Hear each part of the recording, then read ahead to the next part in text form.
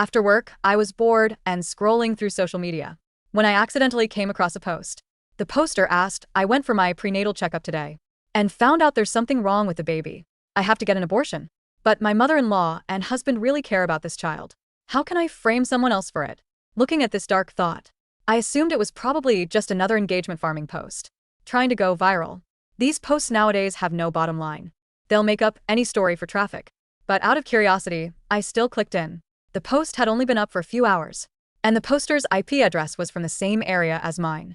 There weren't many comments yet, and most of them were condemning the poster for having no morals, just to gain followers.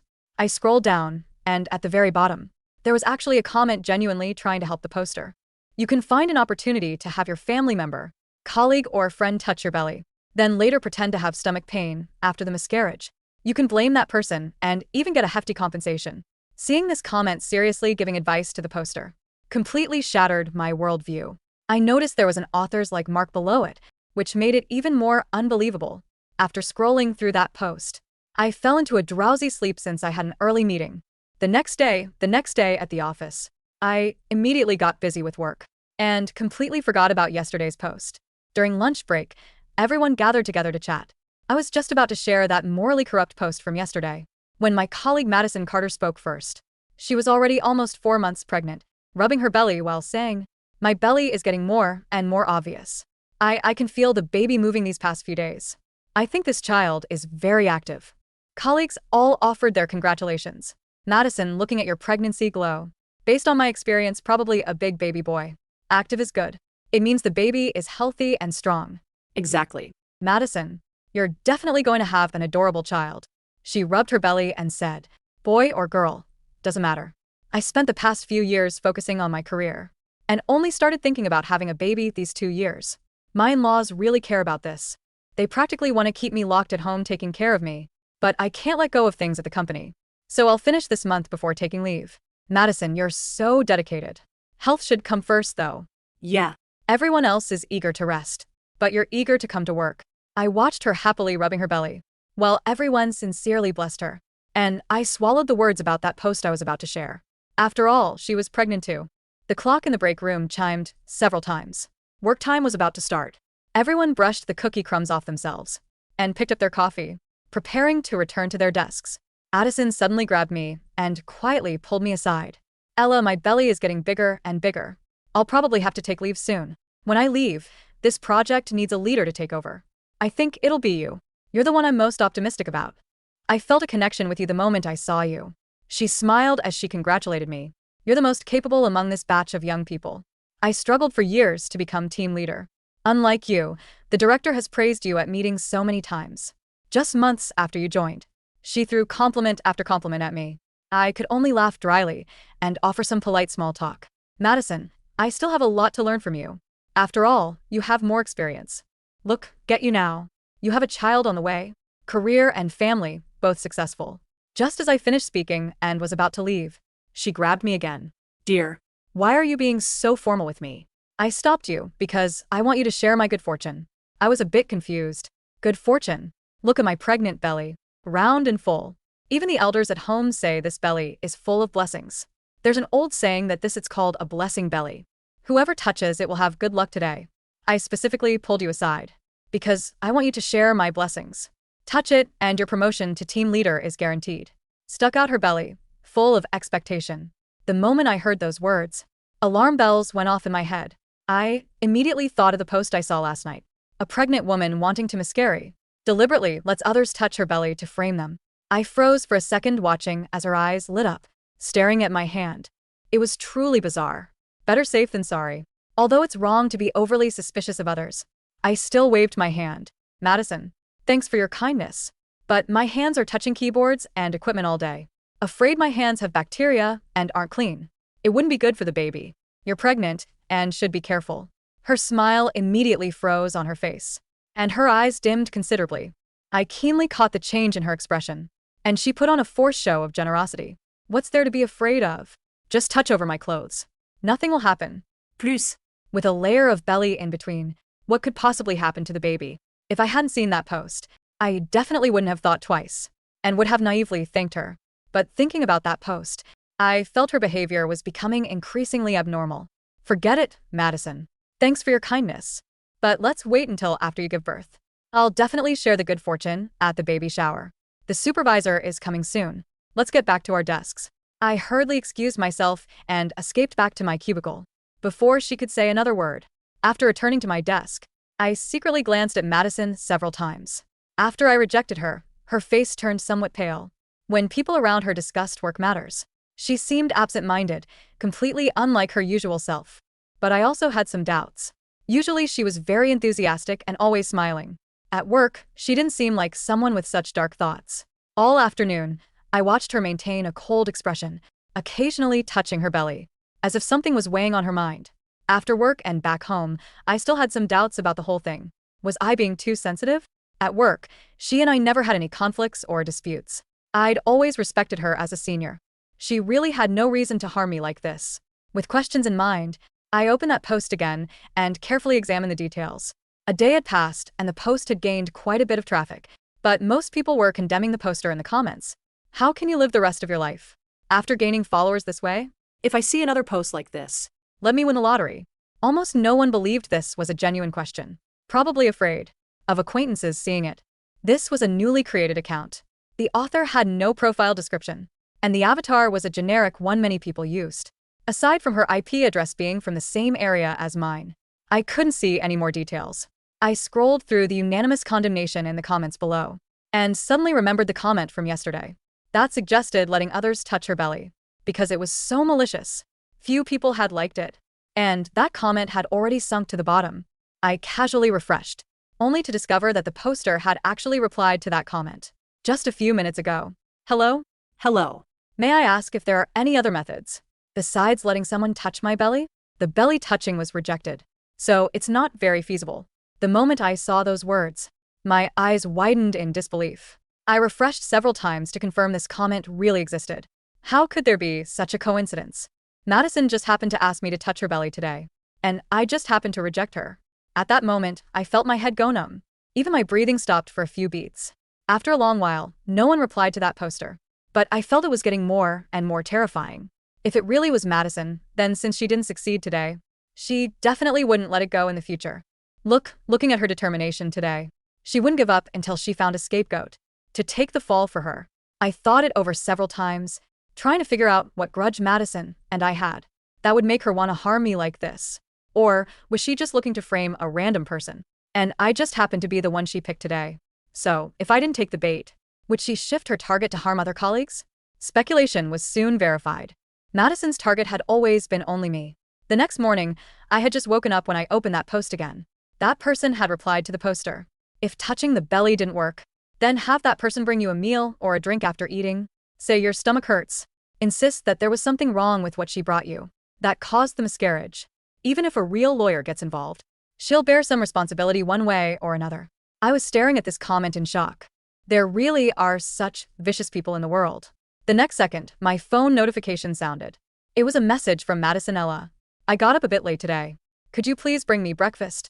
Transfer you the money? After all, I'm in a special period and can't go hungry. It's not good for the baby. Seeing I didn't reply immediately, she sent a few more emojis urging me. I looked at the reply under the posts, still not having recovered.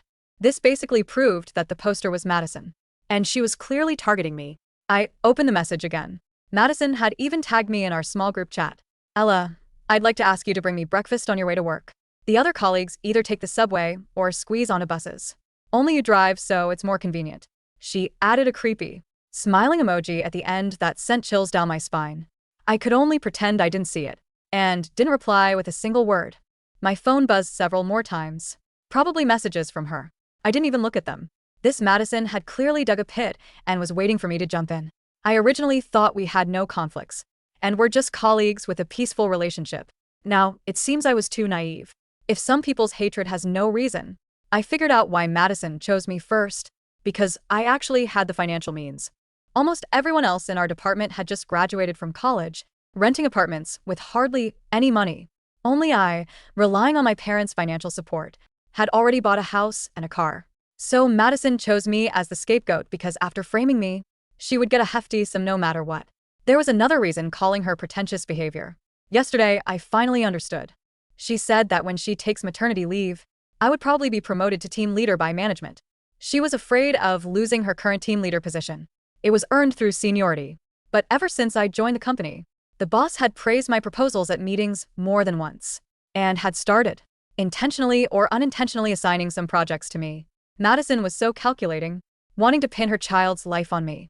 Not only could she avoid being blamed by her husband and in-laws, but she could also eliminate an obstacle in her career path. What a perfect plan to kill two birds with one stone. Truly flawless. As soon as I arrived at the company, Madison was wailing at her desk, clutching her belly. When she saw me, her eyes lit up as if she'd spotted prey. Ella, sweetheart. You're finally here. I'm so sorry to trouble you. I stayed up late last night revising the proposal and overslept. This morning, I didn't have time to eat breakfast. Being pregnant and not eating breakfast makes my stomach feel like it's burning. I can only play dumb. I'm really sorry, Madison. I had my phone on Do Not Disturb mode after rest time last night and didn't see your messages. I pretended as if I had just opened my phone. Hearing me say this, her face suddenly changed and darkened, as if she was choking on anger stuck in her throat. Looking at her expression, I confirmed the fact that she was the poster. She deliberately clutched her belly and curled up at her desk. Oh my. It's okay, Ella. I understand, but I'm really starving right now. It's inconvenient for me to move around. Let me transfer you the money first. Would you please make a quick trip downstairs to buy me something to eat? She pretended to look weak, while people around her came over with concern. What's wrong, Madison? Are you feeling unwell? Madison, you're in a special situation right now. You need to protect the baby in your belly. Your health comes first. Everything else is secondary. It's nothing. I just didn't have time to eat breakfast this morning. I'm a bit dizzy. I was just asking Ella to make a quick trip downstairs to buy me something to eat. She smoothly stated her request in front of everyone. If I played dumb again, I would really seem heartless. Okay, Madison, drink some water first. I'll put my things down and go buy something for you right away. Hearing me say this, a smile finally appeared at the corner of her mouth. Thank you so much, Ella. I deliberately took my time putting down my bag, while sneaking glances at the clock on the wall. At 8 o'clock sharp, the supervisor would come up from downstairs for inspection. I timed it perfectly. The moment the supervisor came up, I was already jogging, preparing to go downstairs. Pending I couldn't dodge in time, I deliberately bumped right into her. She staggered from my collision and nearly fell to the ground. I looked up to meet the supervisor's face and hurriedly apologized. I'm sorry. I'm so sorry, Miss Thompson. I was in such a hurry. I didn't see you coming up. The supervisor usually had a bad temper, but seeing me, she suppressed her anger. What are you in such a rush for so early in the morning? Miss Thompson adjusted her glasses, her sharp gaze sweeping over me. She was known for her zero-tolerance policy regarding office horseplay, and her sour expression made it clear I was 1 second away from a severe reprimand. I caught my breath, deliberately letting a look of frantic concern wash over my face. I'm so sorry, Miss Thompson. It's Madison. She's in a terrible state. She overslept, didn't have breakfast, and now she's curled up at her desk with severe stomach pains. She's worried about the baby. I was rushing downstairs to the cafe to get her something before she faints. Miss Thompson's frown deepened, but her managerial instincts kicked in. Workplace liability involving a pregnant employee was an HR nightmare waiting to happen. Fainting? Stomach pains. Miss Thompson looked past me toward the bullpen. If she's in that much pain, a croissant isn't going to fix it. We need to follow protocol. Before I could say another word, Miss Thompson marched right past me and headed straight for our department. I followed closely behind, hiding a smirk. When we reached the desks, Madison was still putting on a stellar performance. She had her head resting on her arms, letting out weak, breathy groans. A few of the younger colleagues were hovering around her like anxious bees. Madison, Miss Thompson's authoritative voice cut through the murmurs. Madison flinched, her head snapping up. She clearly hadn't expected the department head to get involved. Oh, Miss Thompson, it's nothing really. Ella tells me you're experiencing severe abdominal pain and haven't eaten, Miss Thompson said briskly. She turned to Sarah, the department assistant. Sarah, go to the executive pantry. Grab one of the sealed nutrient shakes and a pre-packaged oatmeal cup. Bring it here immediately. Sarah nodded and scurried off. Miss Thompson turned back to Madison, pulling out her phone. As for the pain, if it's severe, company policy dictates we cannot take risks. I'm calling the company nurse to check your vitals, and we may need to contact your emergency contact or dispatch an ambulance. Madison's face drained of all color. The fake flush she had managed to summon vanished, replaced by genuine, unadulterated panic. An ambulance? A nurse? Any medical professional taking her pulse and asking questions would ruin her narrative instantly. More importantly, calling her husband was the very last thing she wanted. No. No, please, Miss Thompson. Madison sat up bolt straight, miraculously cured of her crippling agony. I just had a sudden hunger pang. It's the pregnancy hormones acting up. I'm already feeling much better. Just a little low blood sugar. Please, there's no need for the nurse. I wouldn't want to waste company resources. Are you sure? Miss Thompson narrowed her eyes, clearly suspicious of the rapid recovery. You are just doubled over. Positive. Look, the pain is completely gone. Madison forced a bright, albeit trembling, smile. Just then, Sarah returned with the sealed, tamper-proof nutrient shake and the hot oatmeal. Miss Thompson placed them on Madison's desk. Eat. If you feel even a twinge of pain later, you're going straight to the hospital. Am I understood? Yes, completely understood. Thank you, Miss Thompson. Madison gritted her teeth, her hands gripping the edges of the sealed oatmeal cup so tightly her knuckles turned white. Miss Thompson gave a curt nod and walked away. I stood there, making eye contact with Madison. Her eyes were venomous, drilling holes into me. I offered her a polite, innocent smile. Glad you're feeling better, Madison. Let me know if you need anything else, I said softly, turning on my heel and walking back to my cubicle. I had dodged the second bullet, but my heart was hammering against my ribs. Sitting down, I pulled up the forum on my phone, hiding the screen behind a stack of quarterly reports. I refreshed the page. Nothing yet. But lunchtime rolled around, and the office emptied out as people headed to the cafeteria. I stayed at my desk, munching on a sandwich I brought from home, my eyes glued to the screen. Finally, at 12:15 p.m., a new comment popped up from the original poster. User_99482. The food thing failed. My nosy boss got involved and gave me sealed company food. I couldn't claim it was tainted. I'm running out of time. My husband scheduled a family dinner for this Sunday to celebrate the baby. I need this over with by Friday. What else can I do? I stared at the screen, the cold reality settling over me. Today was Wednesday. She had exactly 48 hours to orchestrate a fake miscarriage and pin it on me. The sheer desperation in her post meant she was going to escalate things. The anonymous user who had been giving her advice replied almost immediately. Helper_dark. If she won't touch you, and you can't blame her food, you have to force a physical altercation. Wait until you two are alone in a place with no security cameras. A stairwell, a copy room, a storage closet. Ask her to hand you something heavy. Accidentally, trip over her foot, or let the heavy item drop, pushing you backward. Fall hard. Scream. When people come running, cry and say she shoved you because she was jealous of your promotion/baby. You need to make a scene. A chill washed over my skin, but it was quickly replaced by a hot surge of anger. Madison wasn't just trying to get a payout. She was actively planning to ruin my reputation, my career, and my life, all to cover up her own tragic secret. I couldn't just play defense anymore. Dodging her wouldn't solve the problem. She would just keep trying until she succeeded, or she would eventually switch targets to some other innocent colleague who didn't know any better. I had to end this. An idea began to form in my mind. A dangerous one, but it was the only way to expose her completely. First, I needed to know exactly where she planned to trap me. I created a burner account on the forum using a VPN. I named it realitycheck_101. I typed out a reply to her post. realitycheck_101. Hey, I've seen things like this play out in corporate before. If you're going to do a slip and fall, do not do it in a stairwell. Stairs are too dangerous. You might actually break your neck or seriously injure yourself beyond the abortion.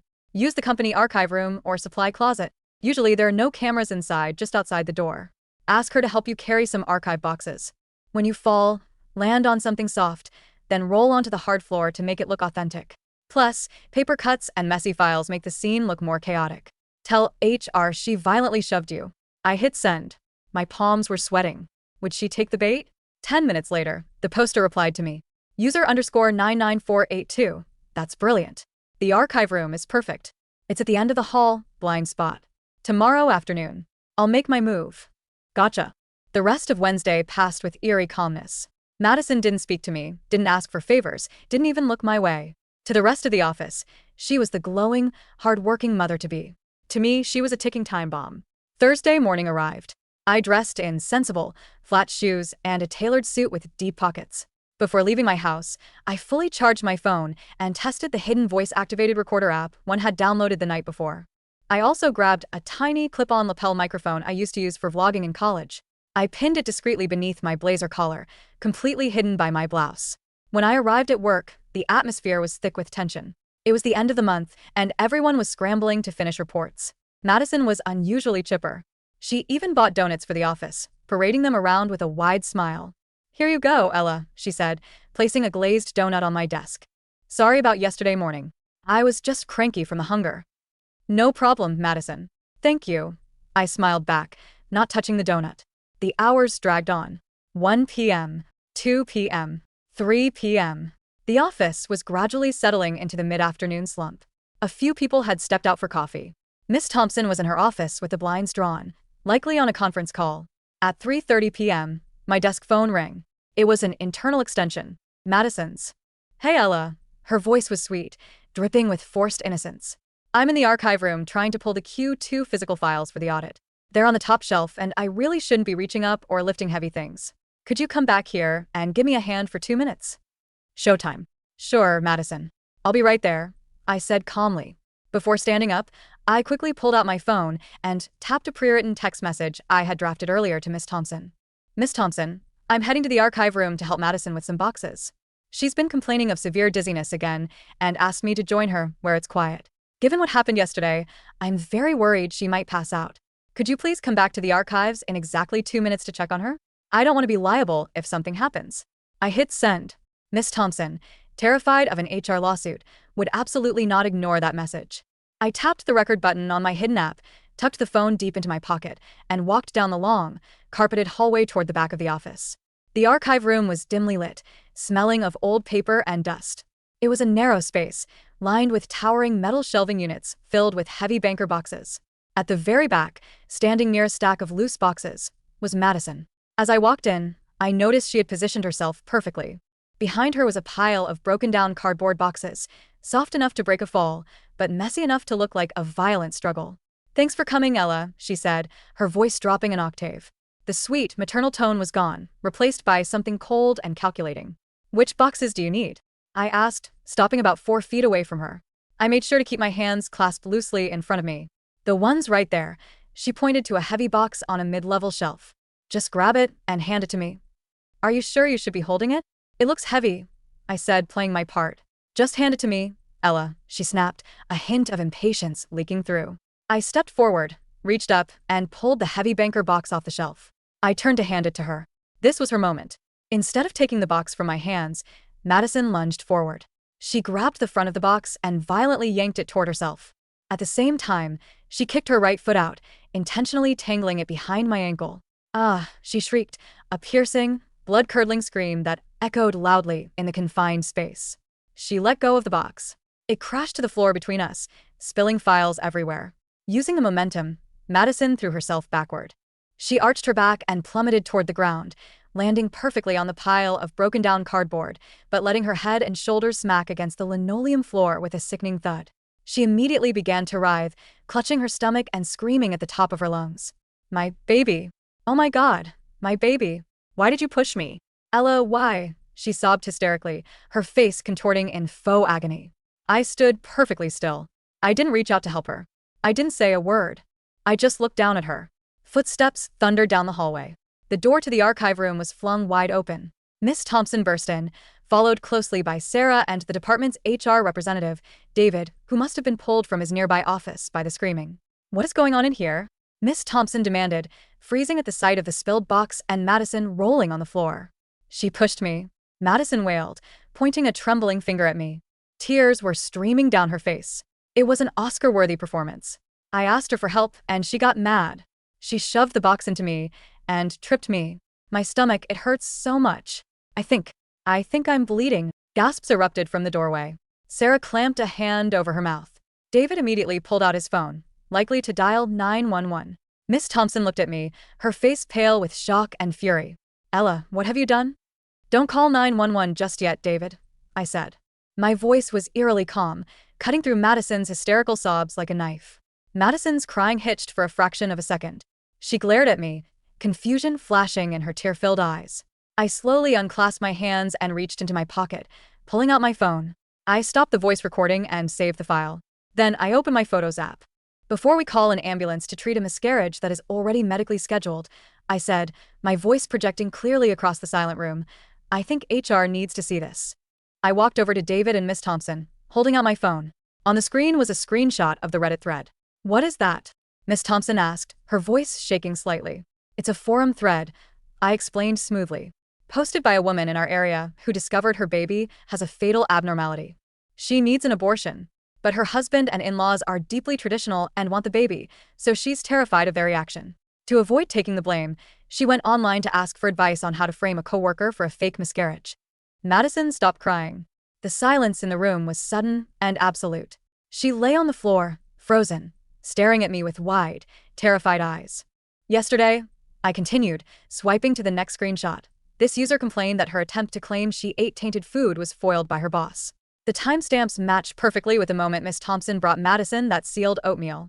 Miss Thompson's eyes widened as she read the text on my screen. And last night, I swiped to the final screenshot. An anonymous user advised her to stage a slip and fall in the archive room. The poster agreed and said she would execute the plan this afternoon. David, the HR rep, took the phone from my hand. He read through the screenshots, his face turning from pale to deep, angry red. "You." Madison scrambled up from the floor, abandoning the act entirely. Her face was twisted in a mask of pure hatred. "You set me up. That was you. You were the one who told me to do it." "Yes," I admitted freely, looking her dead in the eye. "I was reality check _101. Because if I hadn't guided you into this room, at this exact time, you would have just found some other way to ruin my life, or push me down the stairs when no one was looking. I needed witnesses." "This is completely insane," Miss Thompson whispered, looking at Madison as if she were a monster. "You faked an assault? You were going to frame Ella for the loss of your child. She has money," Madison screamed, losing whatever shreds of sanity she had left. "Look at her. She has a house, a car, her parents pay for everything. She wouldn't have been hurt. I needed someone to take the blame. You don't know my husband. You don't know my mother-in-law. If they find out the baby is defective, they'll blame my genetics, they'll divorce me. I'll have nothing.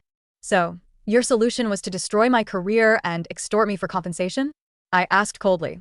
"You almost had me fooled, Madison. I admired you. I looked up to you." "Screw you." Madison lunged forward, raising her hand to strike me, but David quickly stepped between us, grabbing her arm. "That's enough, Madison," David said, his voice hard and professional. "This is a severe violation of company policy, potentially criminal fraud, and attempted extortion. We're going to my office." Now.